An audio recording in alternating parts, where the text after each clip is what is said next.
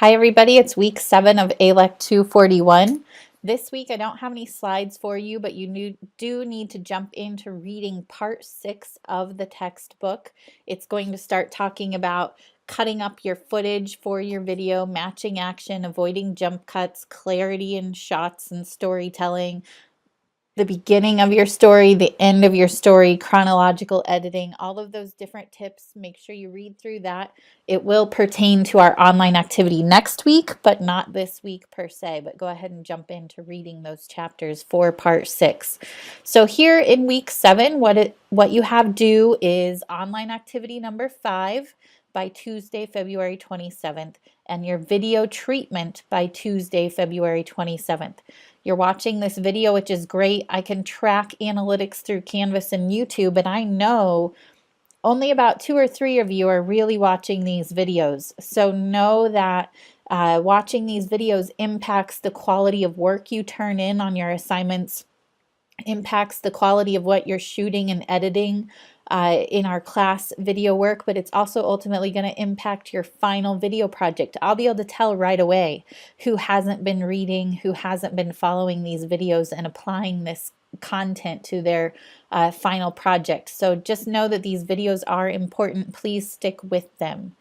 So for online activity number 5 this week, you are going to submit what you have been editing in class time, the pretend interview that you've shot either in class or outside of class and that you have cut up. This week in class, we're going to learn how to add some B-roll and music and graphics to that. A little bit of graphics, not a lot.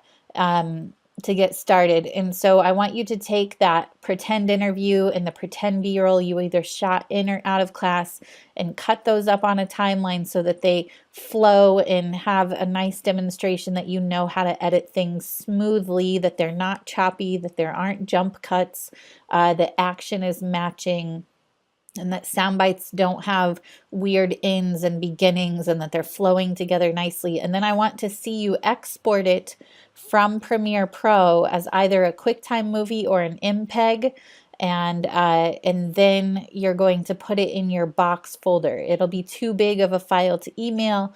I don't really want to track them in Canvas either, so put it in your box folder for class.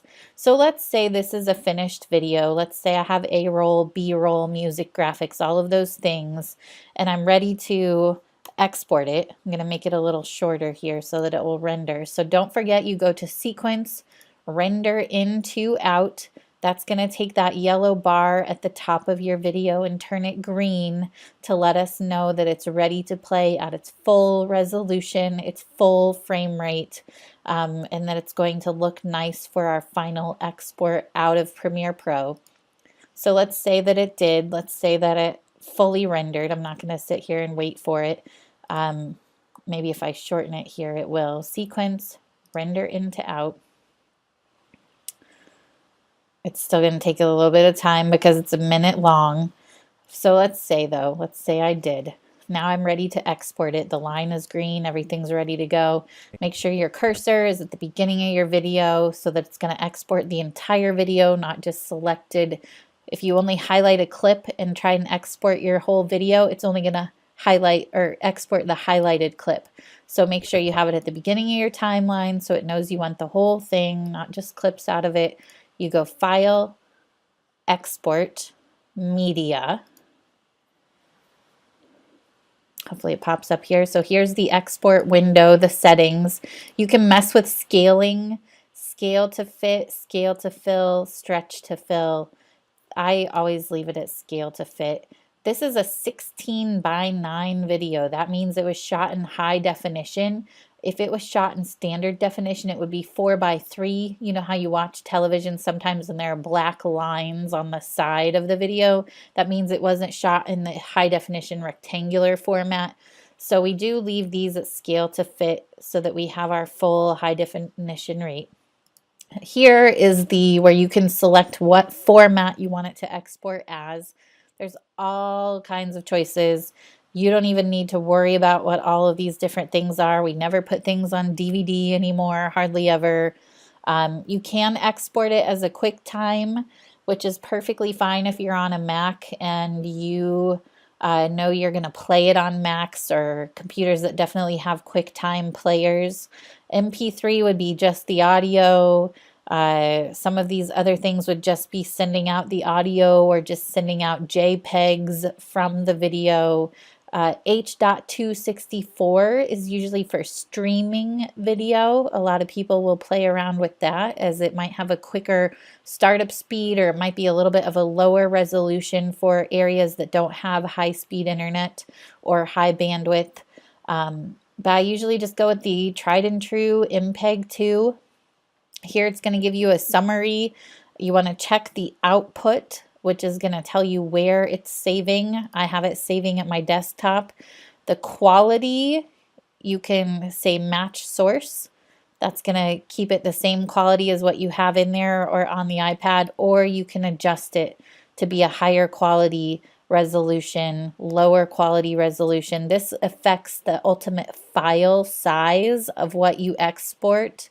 Since I'm putting video on YouTube, I want it to be the highest file size possible. So I typically go with, I want it to be 100% because I want it to look great once I put it on YouTube. And YouTube deals with the streaming issue, right? The bandwidth and things like that. The YouTube engine or Vimeo, whatever you use, online web streaming services deal with that. If you were to only send this to someone to like download out of box, use on their own computer and play from there, you would mess with more of these settings.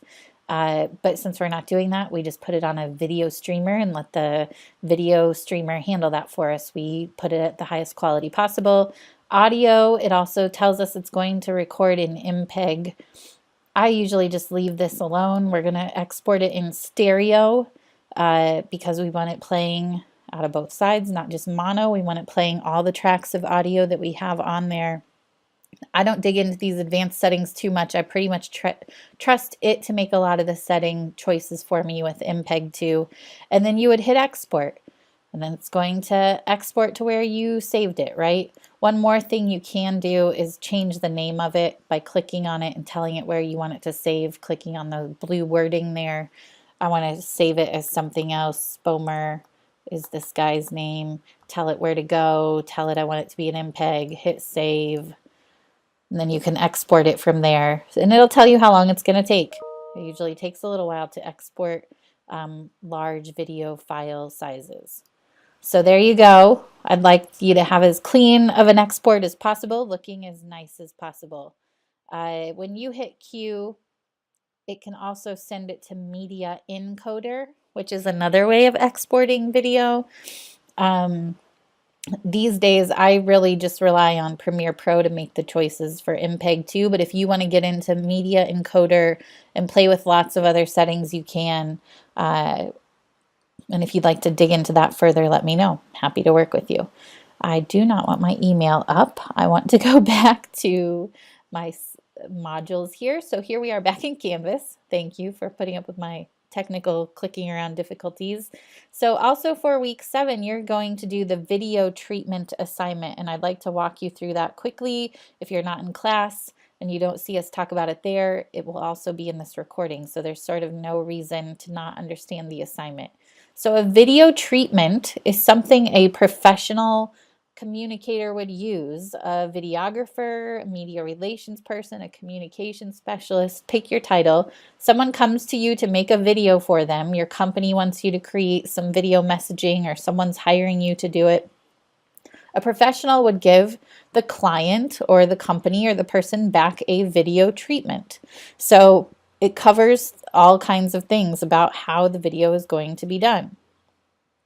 So I would like you to do one for your assignment. You need to have a working title, which means you're starting to think of ideas of what you're actually going to call this thing. Maybe it's related to the scientist's name. Maybe it's related to the topic of the video. Maybe it's related to streaming science or the corn board, but you need to start kicking around some ideas here and listing some possible titles. You would also tell the person you're creating the video for who is on the production team and what are their roles. You yourself are going to be mostly the only producer on the video unless you're also working with a classmate. So you're going to give your name, your title, tell that you're the writer, producer, interviewer, editor, all the different roles that you have. Also describe the scientist that you're working with and that they're the subject matter expert of the video. List our target audiences. We've talked somewhat about this in class, but we're creating these videos for potentially producers and stakeholders for the corn board, as well as the different audiences for streaming science that include school children and teachers and things like that. So narrow down who your video is for, who you're targeting, what the first target audiences are and the secondary audiences. What production equipment you're going to be using. You need to tell the client, you know, what mobile gear you're using, what microphone, what tripod, all of those things and the different pieces that you need. Maybe you'll be working for someone someday where you have to rent equipment and you need to explain to them what you need, or you need them to purchase equipment for you. The video format, as we just talked about, will be an MPEG-2, and it will live in these two places on UNL's YouTube channel on the Streaming Science playlist. You might also mention that you're willing to share the raw files with the corn board, or you're willing to also give them the MPEG-2 so that they could put it on their own website. How long will your video be? You know, I've given you the loose parameters of between 2 to 4 minutes, but what is your goal? What are you estimating it will be? What are the main objectives of your video and the main key messages? A lot of times I see students get these mixed up. Objectives have to do with learning. What do you want the audience to learn? So after the video, the audience should be able to what? Describe ethanol, describe STEM careers, go to the corn board website and get involved. What are the things you want the audience to know and be able to do as your objectives of your video? And then what are the key messages? What are the key points you want them to take away and remember? You want them to remember that ethanol is produced by Nebraska's corn farmers. You want them to know, what are the things you want them to know? So I should explain this a little better. Key messages, what are sort of the marketing pieces and informational pieces you want them to remember? Objectives, what do you want them to be able to do as a result of your video? And then I want you to start planning out the content for your video. You get to decide how much you're going to write a script for your video or how much you're not going to. If you're going to transcribe the sound bites or write some narration, those sorts of things. But to start moving into scripting mode, as much or as little of scripting as you're going to do, you need to start organizing your content.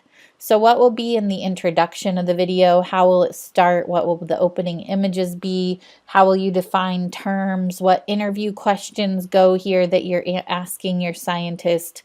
And then what goes in the body and what goes in the conclusion? So you're going to start thinking about this. You wrote your interview questions a week or so ago. What content out of those interview questions fits in what piece of this video? Intro, body, conclusion.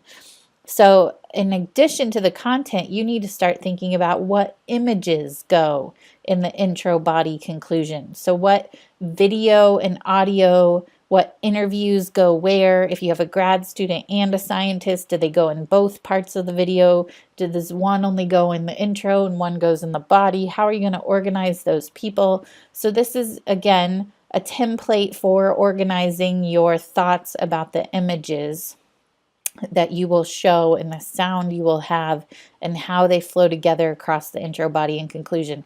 If you like to truly storyboard, so this is sort of a storyboard with words. You're just going to paint a picture with words for me about what goes where. If you really like to draw things out and do like real sketching and storyboarding like they do for big time movies, you can do that as well. You could use this template and draw things out, but it takes an awful lot of time to do the hand-drawn storyboarding. So most of you can stick with template A unless you really wanted to spend your time in hand-drawing storyboards. Then you could use template B, but just delete B and stick with A for the most part. But this is what will be due the following Tuesday of this class. So hopefully that helps you think through it. So in addition to doing online activity 5, finishing uploading and editing your video and exporting, doing the video treatment, but also start reading that part of the book and start watching these Adobe Premiere tutorials that I have linked in here. Michael and I are showing you different editing features and functions and have shown you in class, and Michael's uploading some videos for you as well. But these Adobe Premiere tutorials are very helpful. You know, you could start with, even if you can't remember how to get your footage into Premiere Pro, if you want to just review what the tools and panels are, they have lots of great videos. If you know you want to add graphics to your video, they have tutorials for that. If you know you need to adjust the color of something you shot because the sky didn't look quite right or the lighting wasn't very well, it teaches you how to make quick expert color adjustments. This was the first link in that module. The second link is this one. It takes you through step by step how to understand the workspace. This video is very helpful for understanding the panels and tools, starting with the basics, how to arrange and trim clips on the timeline, how to add titles and graphics, how to expand your skills to include lots of different special effects and playing with color panels and things, working with audio. So know that these tutorials are here. If you get stuck working on online activity number 5, go to those tutorials and try and figure it out from there. Otherwise, set up some time with Michael and I to get help in finishing up your practice video and getting it into Box. But I'd like you to learn how to use Premiere Pro as much as possible. That way, editing your final video project will go that much smoother because you've made yourself sort of do this pretend video project for a class. All right, that's all I have for this week's online video. If you have questions for me, please let me know. We're going to spend in-class time cutting up our B-roll and looking at how to use graphics and things like that. So I hope you have a great rest of your week 7, and let me know if you have any questions.